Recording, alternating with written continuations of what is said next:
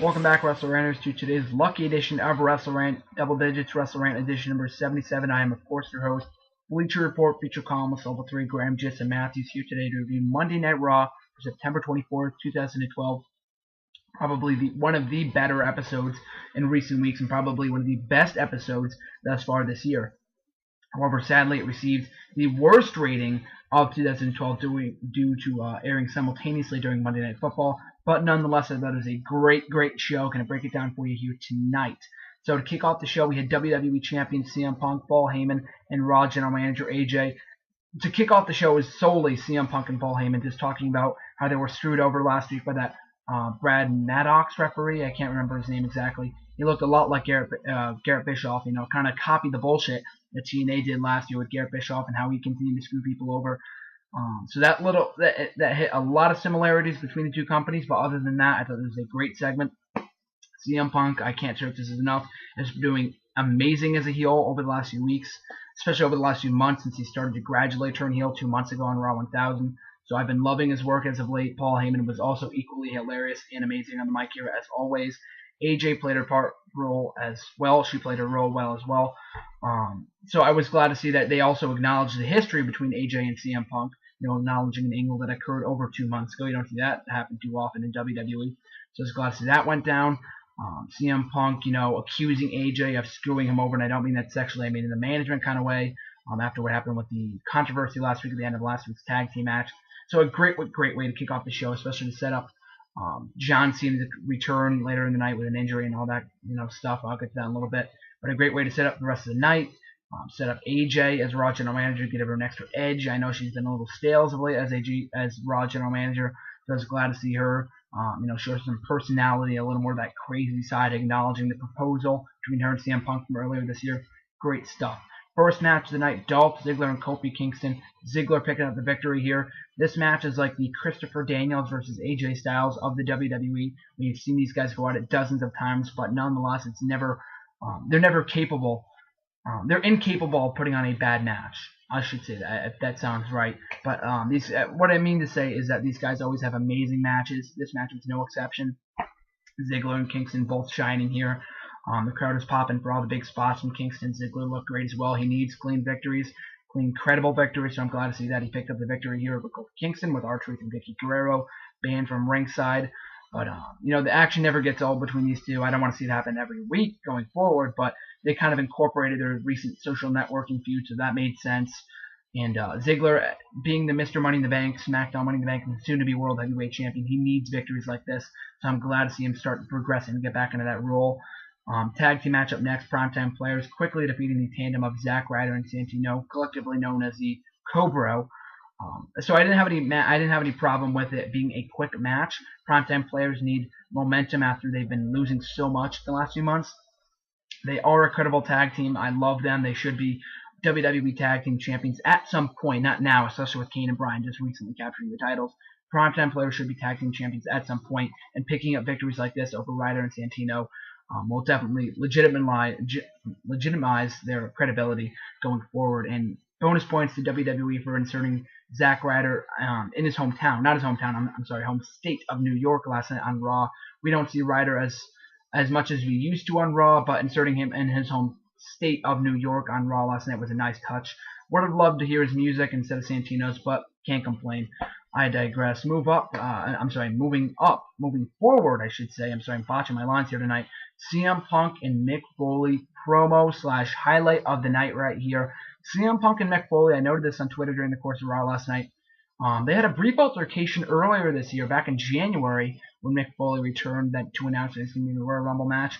Obviously, they didn't really acknowledge that, but even still, these guys have history together, and they did acknowledge the fact that Mick Foley texted CM Punk, not sure if this is true or not, but even still, Mick Foley texted CM Punk about him winning the WWE Championship last year at Survivor Series. So it was a great way to tie in the history between the two. Mick Foley, this is probably the best promo that he's delivered since he came back a year ago when he returned that shitty segment with John Cena, and they did all that campy crap on SmackDown, part of old school and the Christmas stuff. I love Mick Foley and whatever he does, but this is the best thing that he's done to date. CM Punk has been a great mic worker since he turned heel, as I just previously said. So I'm great to see him interact. I'm glad to see him interact with Mick Foley. I'm not going to see this lead to a match or anything. That would be pretty damn cool. But nonetheless, even still, it hyped the Hell in a Cell pay-per-view in a few weeks as well, or I should say about a month, since Mick Foley has been through Hell in a Cell numerous times. So I'm glad they also incorporated that aspect into it too. CM Punk just getting the better of Mick Foley on the mic here later in the evening as well was a great way to put over the edge. And especially since this was in the Mick Foley's, not hometown, but home state as well, same thing with Zack Ryder. He is from New York, so he got that nice hometown pop. Glad to see that. But CM Punk beating up the hometown heroes like Bret Hart and Canada a couple weeks back, and Mick Foley is always a great touch to further his heel heat. Up next, Ryback versus Miz. This is the match that I wanted to see at Hell in a Cell. Next month, we saw this teased the last week, but they just gave away the match for free this week on Raw. Non-title Ryback picks up the victory. Fine match for what it was. I would have liked to see Miz lose via countout or disqualification to further the feud. Not sure if they're going to be furthering it after what we saw later in the night. I'll get to that in a little bit. But even still, it was a fine match, except I just wanted to see this at Hell in a Cell. The clean finish coming at Hell in a Cell. Ryback was to win the Intercontinental Championship. Was kind of predictable. Big victory for Ryback. I like that, but Miz hasn't done shit as IC champion. I hate myself for saying that because Miz does have definitely a lot of potential as Intercontinental champion. Just a lot of potential in general, and they shouldn't be wasting him away by having him lose every single non-title match he's involved in. Up next, Wade Barrett quickly defeating Tyson Kidd. Basic squash match. Tyson Kidd getting some flashy offense. So it was nice to see him getting some offense here and look good in front of the hometown crowd. Not hometown crowd, what am I saying? That was a couple weeks ago in Canada. But nonetheless, Wade Barrett and Tyson Kidd, first time ever matchup. Glad to see Wade Barrett pick up the victory here. The crowds aren't reacting to him all that much, and I think that's the problem with that is Wade Barrett isn't cutting any promos on Raw. I think he should start to do that. He did so on SmackDown over the last few weeks. If he does it on Raw as well, then he'll definitely get over with the crowd, reignite that heat that he once had with the WWE Universe when he was a part of Nexus. So glad to see Wade Barrett continuing to pick up momentum here. Up next, we had the Jerry Lawler interview hosted by Michael Cole. Very classy interview. Jerry Lawler continues to get better for a guy that just had a heart attack 2 weeks ago. He's looking great. Michael Cole played his role very, very well. Came off completely sincere as he should. So very, very awesome segment. Looking forward to Jerry Lawler eventually returning to WWE. I know his voice is a little raspy, but so I do understand that it's not that his return to WWE is not imminent. Maybe at some point, maybe by the end of 2012, we're gonna have to wait and see. But even still, a great interview and a very nice, heartfelt moment as well. Up next, six-man tag team match with World Heavyweight Champion Sheamus tagging with Rey Mysterio and Sin Cara to defeat the tandem of Alberto Del Rio, Ricardo Rodriguez, and David Otunga in six-man tag team action. Standard basic tag team match, six-man tag team action, nothing really much to say here. Ricardo Rodriguez, in reality, is an amazing wrestler. Maybe not amazing, but he is pretty damn good. You can go back and check his work in FCW. So I think he does deserve his run as a singles competitor at some point. I know they might treat him as a joke, but even still, it was great to see him sell very, very nicely during the course of this matchup. David Otunga I couldn't give two shits about. Alberto Del Rio continuing to lose. It's become predictable at this point, so I'm not even going to bother complaining. Sheamus is on a 25-match winning streak at this point, so I'm not even going to begin to complain about how much he's been winning lately. But it was a nice win for Rey Mysterio and Sin Cara. Those guys have been amazing as a team. I've been saying this a lot lately, but they should definitely get in the tag team division. I know they already are at this point, but beating with the primetime players is a step in right direction. So hopefully they get the WWE tag team title picture at some point. So speaking of the WWE tag team champions, Kane and Daniel Bryan, they were involved in a handful of segments throughout the night when they were shown at a diner with Dr. Shelby talking about their anger management issues and all that great stuff. Hilarious, all hilarious segments. Go check them out on WWE's YouTube page. I just watched all of them like 5 times because they were just that damn funny. Some people may say that they weren't as funny as the anger management classes. I understand that, but still, these were pretty hilarious as well. Kane and Bryan, I've been saying this almost every single YouTube video that I do these days, but I will continue to say it until it's no longer true. Kane and Daniel Bryan are the single most entertaining act in wrestling today, so I'm glad that they're feeding off their momentum and popularity with these kind of segments. It was hilarious, especially that Mae Young one when they were looked like they were having an orgasm or something at the table. That was absolutely hilarious. But also it was named later in the evening that the WWE Universe got to vote on their team name between Team Friendship, Team Hard Work. What was it? I can't. I can't remember the other one. And Team Hell No won. That's what I was voting for on Twitter even before they announced it. So I'm glad that they went with that. That's a very unique name. It sounds a little bit cheesy, but it makes a lot of sense as well. And then when the name was being announced, Cody Rhodes, Damian Sandow, cue their music, come down, attack the WWE Tag Team Champs, and say that their new tag team name, as they're as a tandem with themselves, is Teams Rhodes Scholars. Very cool name. I've been calling for this for weeks now. Cody Rhodes and Damian Sandow is a dream team. Glad to see them in the WWE Tag Team title picture.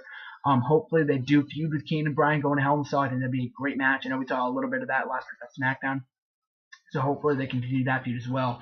Up next, Basic Divas match, tag team action with Eve and Beth Phoenix defeating Layla and Alicia Fox over in about 2 minutes. The real intrigue came after the match when Caitlyn came out, returned to absolutely no pop. Although I love Caitlyn, just being honest here, but she came out and said that a blonde attacked her Night of Champions. Obviously, it was even a blonde wig, but the fact that they're incorporating Beth Phoenix is a very good thing to hear. I know she could quite possibly be retiring soon. Not sure if that's false or true or not. I know she contradicted the reports recently online, so I'm not sure if that's true or not. But even still, as long as they're doing something with Beth Phoenix, I'm happy. Up next, Brodus Clay versus Tensai. Not a match that was complete shit. Both guys in similar, statures, both similar sizes. So I was kind of interested by this match before it was quickly interrupted by the returning Big Show, who came down and WMD'd both guys. Usually I hate on Big Show, and rightfully so. I'm just not a big fan of Big Show. I find him personally boring. But even still, at this return, I marked out for it a little bit. We haven't seen him over a month, so it was fresh and nice to see him back. Hopefully they do something. It seemed a bit random for him to come down, but it was a beastly move to knock out two giants. Not sure what they're going to be doing with him. Maybe in the world title picture, we're going to have to wait and see, but I am looking forward to what they're doing with the Big Show now that he is back in full-fledged force. Up next, the ending segment of the show featuring the returning John Cena. Not really returning, he was only gone for a week anyway. The injured John Cena, I should say. WWE Champion CM Punk and Paul Heyman just looking on while holding CM Punk's WWE Championship up in the air in a classic fashion. Another solid segment. Cena and Punk always have great confrontations on the mic. This was no different. Obviously building towards their Hell in a Cell match for the WWE Championship. Obviously Cena will probably be working that pay-per-view. But even still, the fact that CM Punk said no, it makes a lot of sense. He's not going to be a complete idiot and just say yes just because Cena pissed him off to the point where he will accept.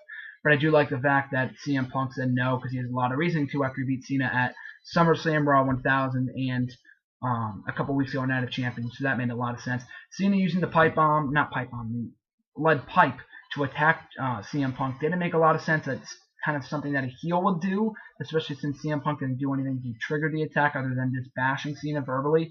But even still, to close the show, CM Punk was walking backstage, knees Mick Foley in the gut, only to find Ryback standing right beside him. A very intriguing finish. I am a huge Ryback fan, have been since the Skip Sheffield days back in NXT 2 years ago, so I'm glad to see him get this kind of push. Not sure if it's the time to put him in the WWE title picture, much less the Intercontinental Championship picture, but even still, the fact that they're focusing on him and giving this kind of push is a very good sign. Looking forward to what they do with Ryback going forward, what they do with CM Punk and John Cena, how they handle the WWE title situation, and a lot of things going forward. There was a lot of things on the show that I really, really enjoyed, and overall, this is an excellent edition of Raw, and as I said before, probably one of the best of the year, even though it got a very, very low rating of about 2.5 to 2.7. Hopefully they keep it going forward. The momentum's strong going forward. A lot of enjoyable things on the show, a lot of things I loved, a lot of things, or very few things that I didn't like. So hopefully they keep up the momentum going in Hell in a Cell in about a month. And really looking forward to see what they do from here. So thanks for watching, guys. Make sure to hit that subscribe button. Make sure to follow me on Twitter and contact me if you have any questions at @CM_GSM. Thanks for watching, guys. Enjoy your weekend. This is GSM signing out. Till next time, guys.